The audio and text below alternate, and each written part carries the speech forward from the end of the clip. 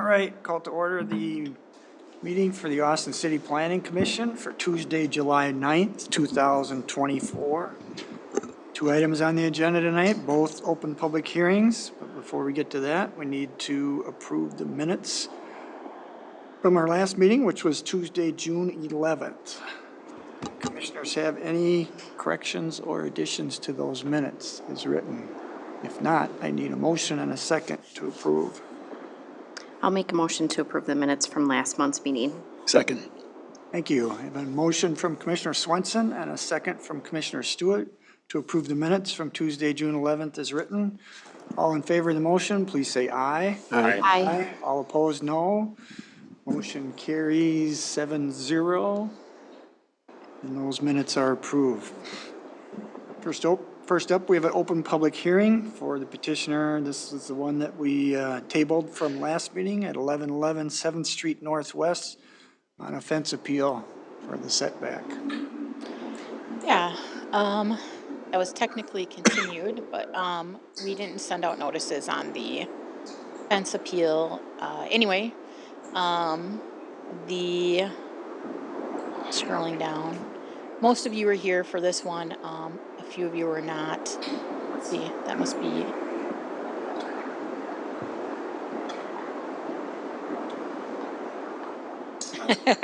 They're just flipped, yeah. The end. I'm just gonna scroll down here. All right. Oh, no, there we go. Nothing has changed since our last meeting. The only addition was a letter from Holly Flanders. I'll just quick read it for you. So there's some question at our last meeting about the reason for the fence, and then maybe some question about why they didn't attend. She says, "Thank you for allowing me to write something in to answer some of your questions. I wish I could be there in person. Recently started a new job at Mayo Clinic, Rochester, as a bedside nurse. Due to this, I have zero time to take off. I'm planning or hoping to put up a vinyl 6-foot privacy fence 14 feet from the alley." So she confirmed that she was 14 feet from the alley. "I am choosing to do this type of fence for a few types of reasons. The home does not have a backyard, not even much of a front yard. This home is a corner lot, so every part of the yard of this home is viewable by everyone. There is absolutely no privacy when you're outdoors. So one reason is privacy. The second reason, I have two large dogs.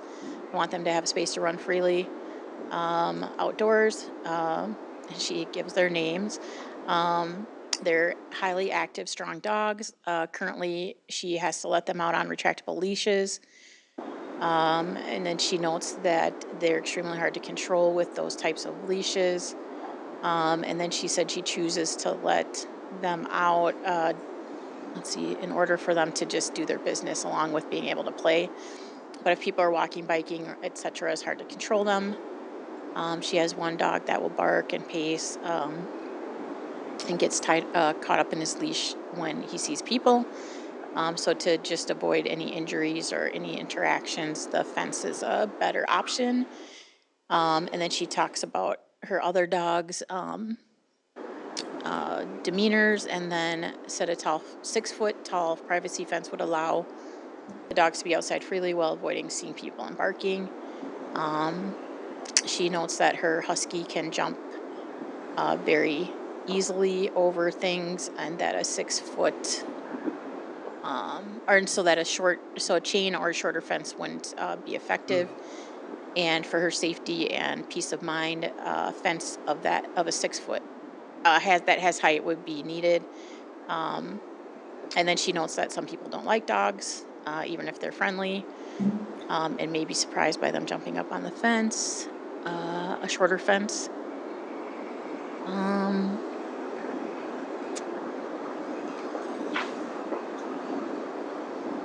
She said she'd met with the owner of Rolling Green and talked to him about options.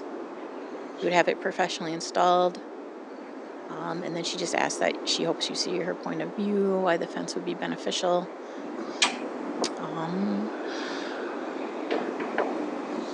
Just to let her dogs out to be able to roam freely. Again, we did talk about a little bit that, the purpose of the fence isn't really a huge issue because anyone who lives at that residence can use it for any purpose. I mean, so the exact purpose isn't really relevant. But her comments about, here, I'll go to the aerial. Actually, I think maybe I have a map in here.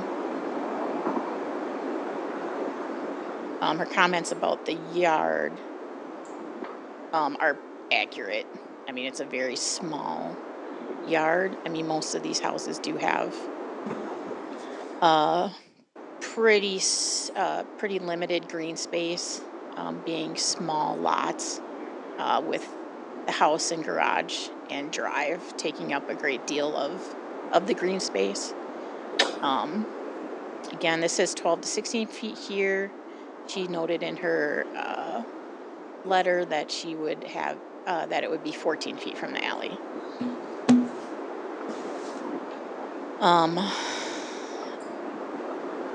And again, we talked about the fact that there's no drive in this area,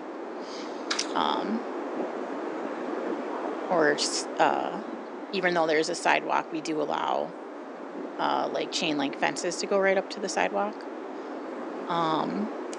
The issue is usually more of a like a visual obstruction concern, but is there anything and any questions or anything you want to revisit from the last meeting? Is there anything that I'm missing that? I went and looked at it since the last meeting, and I drove down the alley, going west to east, so coming from behind the house and out. With the 14-foot, to me, the key is that 14-foot setback from the alley. As long as she has that, I think it's fine, visibility-wise. I think you could see a kid walking down the sidewalk or oncoming traffic pretty easy with that 14-foot. Yeah, this is a recommendation to council, so you could make a motion. If you were to make a motion to approve, you could add that as a condition.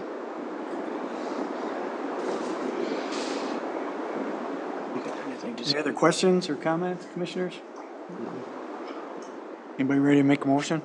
I'll make a motion to recommend approval to the Austin City Council with the stipulation that the fence is 14 feet back from the alley.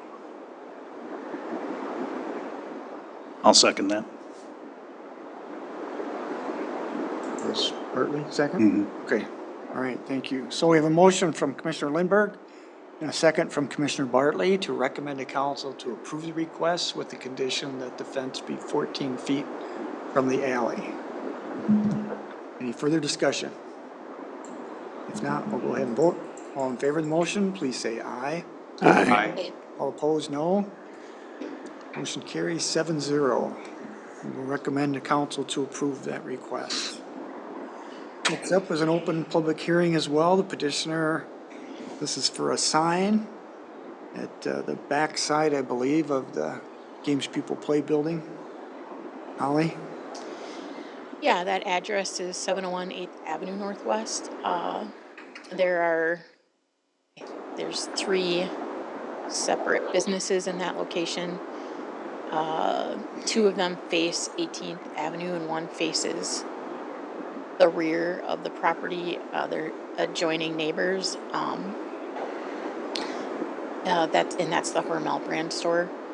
I can't remember. The address is 701 18th Ave Northwest. The across the street to the north, or across the 18th Avenue to the north, is a multifamily residential area. But on the same block as that location, everything is zoned community business district. The petitioner wishes to add a lighted sign to the rear of the building, facing 17th Avenue. They wish to make people aware of the Hormel brand store, especially as that area is becoming more developed. The city sign code limits the number of signs in a B2 district to 1 wall and 1 freestanding, and then requires that they be oriented to a public right-of-way as opposed to the neighboring parcel. The proposed sign is 10 feet wide and 4 feet tall and is internally lit. The only advertisement on the rear of the store is a small sign indicating the Hormel brand store. And then I just provided the applicable ordinance provision here. And then some comments on this particular request. So the standard for a sign code appeal is listed below the section 2.55. The Board of Appeals may grant a variance if the petitioner proves that there are exceptional or extraordinary circumstances applicable to the property or the intended use that do not apply generally to other properties in the same vicinity and zoning district. In this one, again, the building is split with the front-facing Games People Play and the rear-facing Hormel brand products, which is rented by Hormel Foods.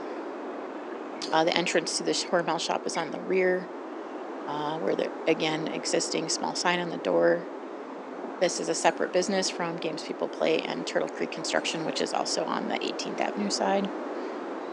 That the variance is necessary for the preservation and enjoyment of substantial property right possessed by other property in the same vicinity and zone, but which is denied to the property owner in question. Orientation of the building does not easily accommodate advertisements of multiple business on 18th Avenue. And that is unusual. We do have other instances where we've had sign appeals for multi-unit properties in that area for the same reason. The strict application of the ordinance would constitute undue hardship. Just the site is less appealing without the ability to advertise, and just potential customers lack the awareness of that retail site. And the sign would have visibility from 17th Avenue Northwest. If any of you drove by there, it's pretty visible. I mean, the back of the building is very visible from 17th Avenue, at least right now. Depending on future development, that may change. The granting of the variance would not be materially detrimental to the public welfare or injurious to the property or improvements in the vicinity or zone in which the property is located. The proposed sign will again face similarly zoned properties, and the sign covers about 2% of the face of the building. Our limit is 15%. And then I have a bunch of photos attached, which are giant on here. This is just from various angles. I think this one was from the parking lot of the daycare. Can you clarify, is that the only entrance to that business, that door there? Right here? Yeah. Yeah, as far as I could tell, yeah. And that was my understanding talking to the owner of the building as well. Did the Moose Lodge ever get a variance to put their painted name on? I doubt it. I'm pretty sure they didn't. Is it I gonna- didn't know why it said It's still Moose. there. Is he gonna cover that up? It'd be a Yeah, I'm condition. pretty sure. Was it? Really? Okay. Oh, okay. I did not know that. So again, from the 17th Avenue, it says, I just drove in behind the store here to take a picture of the sign. Oh, actually, I thought it said, I guess it says Hormel Gibson. This is the front of the building on 18th Ave.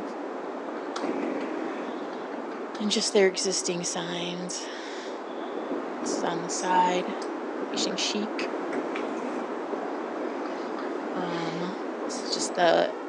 This is if the sign were looking towards 17th Avenue. This is behind the Gotcha. Games People Play, looking at 17th Ave. So it actually does look onto an empty lot right now, directly, but of course you can see in all directions.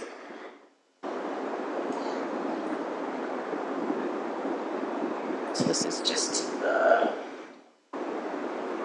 the east, looking to the east, and to the west. And then this is the kind of the graphic of what it might look like. It sounds like Yeah, it's to the right of the door then, so it's right where it says Moose now. They did say, they were flexible about, how much of this had to be on there if that was an issue. But this is the graphic that they are proposing. And that's all I have. You have any questions? And the sign's going to be backlit, correct? Yeah. Okay. it will be. You said there's 3 businesses in there, Holly, technically? Yeah, Turtle Creek Construction, they have an office there. I mean, those two are both, Pagonis is involved in both of those. So, games people play in Turtle Creek Construction. This is the Turtle Creek Construction right above that red truck, kind of. And games people play in the rest, and then in the rear is the Hormel brand store, which is rented. A rented space.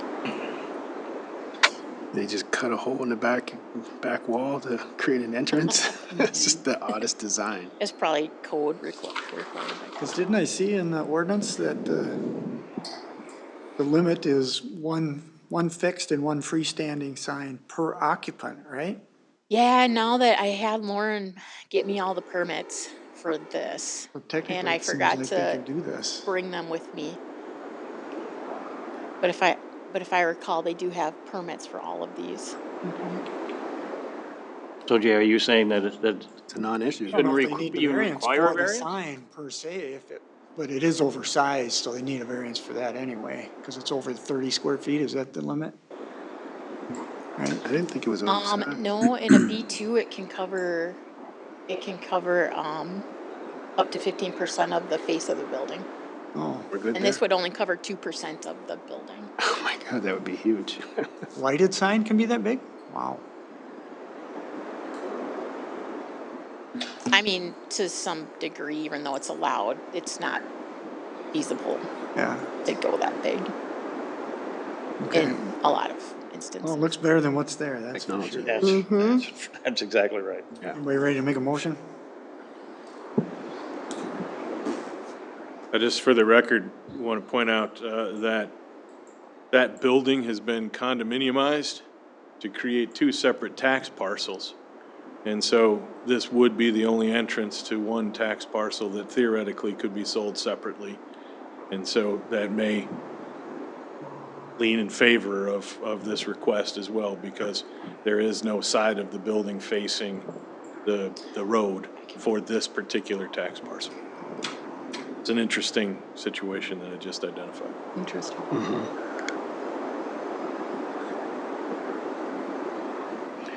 I'll make a motion to approve as presented.